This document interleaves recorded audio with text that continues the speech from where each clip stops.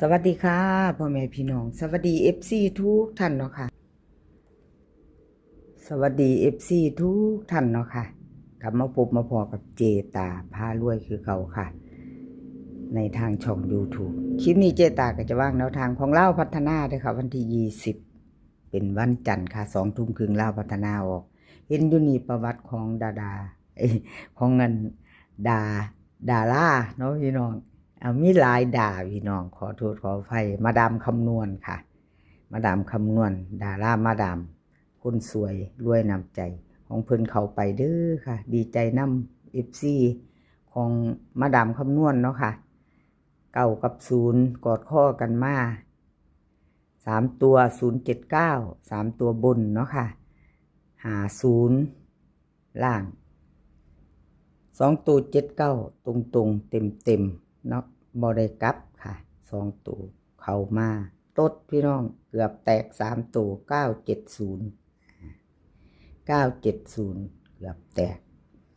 3 ตัวเนาะไผใดก็ดีใจนำค่ะดารามาดามคนสวยรวยนำใจของเพิ่นมีประวัติงวดเดียวพี่น้องก่อนหน้านั้นเจตาบ่ได้ลุ่งเนาะไผจะตามต่อมาค่ะกับคนสวยรวยนำใจดารามาดามมาแล้วพี่น้องกับขอบุญขอบคุณมาดามคำนวณหลายๆค่ะลาวออกปุ๊บเพิ่นก็ส่งมาให้เจตาปรับเนาะกับขอบพระคุณเป็นอย่างสูงเด้อคนสวยรวยน้ำใจขอให้ปังๆเฮงๆค่ะลาวพัฒนาของเพิ่นวันที่20ค่ะดารามาดามวิ่งรูดเพิ่นให้มา5 กับ 6ค่ะ2 ตัว4 หาง1 5 1 6 4 5 4 6ค่ะเบิ้ล5 5 6 6 3 ตัวค่ะ3 หาง5 1 6 5 4 6 5 5 6ค่ะวิ่งรูดเพิ่นให้มา5 กับ 6ดินทอกันเด้อค่ะมาดามคำนวณ16 กับ 46ค่ะเพิ่นเน้นให้2 หาง3 ตัวเน้นหางเดียวค่ะ5 1 6 5 4 6ค่ะภัยจะตามต่อกับดารามาดามคนสวยรวยนำใจแคปหน้าจอไว้ค่ะแคปหน้าจอไว้ไปรุ่นน้ำเพิ่นวันจันทร์ที่20 2 ทุ่มครึ่งเนาะค่ะใครจะต่อกับแคปหน้าจอFC มาดามคำนวณคนสวยแคปหน้าจอแล้วก็ไปโตเนาะค่ะไปโตของเพิ่นเกือบแตก3 ตัวเนาะพี่น้องเอาไปตู้ตดเนาะ3 ตัวตดมาดามคำนวณมาซองสุวรรณของซองสุวรรณพี่น้องมีไผตามเพิ่นบ่ของซองสุวรรณวันที่17ที่ผ่านมาเนาะค่ะลาวพัฒนา079 3 ตัวบน50ล่างของเพิ่นตัวเน้นตัวเจาะเด้อค่ะเข้าไป0550เนาะลาวออก50ของเพิ่น05ค่ะแต่เป็นตัวเน้นตัวเจาะของซองสุวรรณกับขอบุญขอบคุณซองสุวรรณเนาะค่ะที่ให้แนวทางมาว่างทางช่องวิ่งรูดเพิ่นก็มา0เนาะค่ะFC ซองสุวรรณมาค่ะมาตามต่อไปใหม่แนวทางใหม่ของเพิ่นมาแล้วไปต่อ20เนาะค่ะวันที่20วิ่งรูดค่ะเพิ่นให้มา7 กับ 9 2 ตัวค่ะ4 หาง7 1 7 2 9 1 9 2เบิ้ลค่ะ7 7 9 9 3 ตัวค่ะ7 9 1 7 9 2 7 7 9วิ่งรูดค่ะ7 กับ 9เด่นทอกันเน้น2 หาง 2 ตัว7 2 กับ 9 2 3 ตัวค่ะเน้น7 9 2FC ซองสุวรรณแคปหน้าจอค่ะใครจะไปต่อกับเพิ่นซองสุวรรณเนาะแคปไปแล้วไปต่อค่ะเลขรับนางฟ้า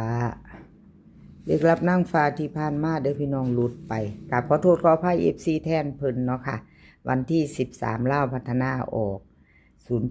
07950ล่างของเลขรับนางฟ้าหลุดไปค่ะบ่มาบ่เดินเจตาเป็นกำลังใจให้เด้อค่ะ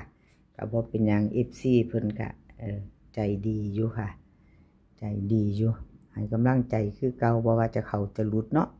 FC ในช่องของเจตามีแต่ผู้ใจดีมาเป็นกำลังแรงใจให้ตลอดเนาะค่ะ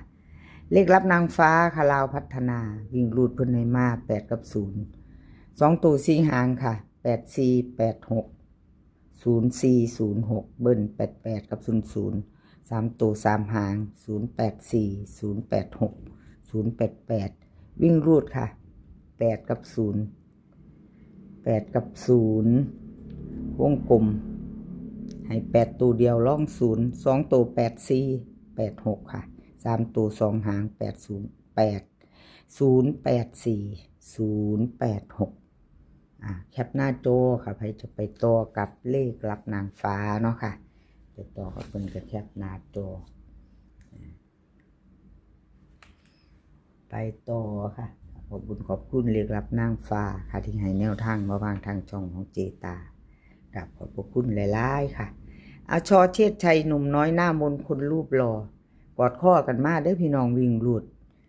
ชอเชษชัยลาวพัฒนาออก3ตัวบน079 50ล่างวิ่งรูดเพิ่น7กับ9กอดข้อกันมาเลยพี่น้อง7กับ9น่าเสียดายเนาะพี่น้องเนาะอยู่คนละมอง7อยู่นี่9อยู่นี่2ตัวเข้ามากอดข้อกันมาเอาแนวทางใหม่เพิ่นให้มาแล้วพี่น้องมาต่อค่ะมาต่อยังบ่ทันใดท่านวิ่งท่านหลุดกะมาตามใหม่เนาะตามใหม่วันที่20วันจันทร์กับชอเชษชัยหนุ่มน้อยหน้ามนคนรูปหล่อลาวพัฒนาวิ่งรูดเพิ่นให้มาค่ะ4กับ6 2ตัว4หาง4060 4262เบิ้ลค่ะ4466 3ตัวค่ะ3หาง460 462 446วิ่งรูดค่ะวิ่งรูด4กับ6นี่เด่นทอกันเด่นเท่ากันวิ่งรูดเพิ่น42กับ62ค่ะเน้นให้2ตัว2หาง462 3ตัวเน้นหางเดียวค่ะชอเชษชัยแคปหน้าจอค่ะใครจะไปต่อกับเพิ่นกับขอบคุณช่อเชษชัยหลายๆค่ะที่ให้แนวทางมาว่างทางช่องของเจตาเนาะค่ะกับขอบคุณเป็นอย่างสูงFC ใหม่ถ้าเพิ่งผ่านเขาไม่เห็นเนาะพี่น้องบ่ท่านกดติดตามถ้าชอบแนวทางเดียวกันละกันทางช่องของเจตาพารวยเนาะค่ะยังบ่ทันกดติดตามฝากกดติดตามไว้เนาะค่ะกดติดตามแล้วก็อย่าลืมกดกระดิ่งแจ้งเตือนเด้อพี่น้องจะได้บ่พลาดคลิปใหม่ๆของเจตาพารวยลงปุ๊บได้เห็นปั๊บเนาะค่ะจะชอบก็จัดขัดก็ผ่านเนาะเลขมีที่มาค่ะพี่น้องเลขมีที่มาเพิ่นเข้าไป05ค่ะลาวพัฒนาวันที่17ออก079 3ตัวบน50ล่างวิ่งรูดเพิ่นเข้าไปตัว1แล้วก็เข้าไปตัวกลับเนาะพี่น้อง5005ของเลขมีที่มาออกแต่เป็นตัวเน้นตัวเจาะเด้อค่ะแต่เป็นตัวกลับเนาะ05มาต่อไปใหม่ไผยังบ่ทันใดบ่ทันตามกับเลขมีที่มากับขอบคุณเลขมีที่มาหลายๆค่ะที่ให้แนวทางมาวางทางช่องFC เลขมีที่มาค่ะเตรียมแคปหน้าจอไว้มาพิจารณาแนวทางใหม่ของเพิ่นเลขมีที่มาวันที่20เนาะลาวพัฒนาค่ะวิ่งรูดเพิ่นให้มา6กับ7 2ตัว4หางค่ะ62 63 72 73ค่ะเบิ้ล66กับ77 3ตัวค่ะ3หาง672 673 667วิ่งรูดค่ะเด่น7รอง6 2ตัวเน้น72กับ73ค่ะ3ตัวเน้น2หาง672 673ค่ะใครจะตามต่อกับเลขมีที่มาแคปหน้าจอค่ะ20:30วันจันทร์ที่20เนาะค่ะลาวพัฒนาออกแคปหน้าจอไว้แล้วไปต่อกับเพิ่น FC ใหม่เนาะค่ะคือเจตาว่าไปนั่นล่ะถ้าเห็นเบอร์โทรพี่น้องFC ใหม่ผู้ยังบ่ทันเข้ากลุ่มทางเพิ่นอยากเข้าเนาะเห็นเบอร์โทรผิดเจตาแปะลงไปในชิปจดไว้แล้วก็ทักเจตามาทาง LINE เนาะค่ะมาทาง LINE เขากลุ่มเจตาประสันทักมาเจตาจะดึงเขากลุ่มเขาฟรีเขาบ่เสียค่าใส่จ่ายเนาะอยากเขากลุ่มเพราะว่าเดี๋ยวนี้ลาวก็ออกทุกมือค่ะพี่น้องลาวออกทุกมือบางงวดเจตาก็อาจจะลงบ่ทันบ่หมดเนาะอาจจะลงซาลงบ่ทันมือออกทุกมือถ้าเจตาได้เซียนเพิ่นส่งมาค่ะถ้าหลายๆเซียนเพิ่นส่งมาเจตาเขียนทันแต่อาจจะอัดคลิปบ่ทันบางเทื่อเนาะได้เข้าไปทั้งกลุ่มเจตาก็จะไปวางในกลุ่มให้ค่ะก็เข้าไปในกลุ่ม เจตาลงบ่ทันคลิปนี้ขอให้พี่น้องโชคดีค่ะกับเล่าพัฒนาวันจันทร์20:30น.ขอให้มีสุขภาพแข็งแรงค่ะมื้อนี้มีความสุขสุขภาพแข็งแรงกันทุกคนเดินทางไปไสก็ขอให้ปลอดภัยค่ะเดินทางไปขอให้มีโชคกลับมาขอให้มีชัยคลิปหน้าพอกันใหม่คลิปนี้ก็สวัสดีค่ะ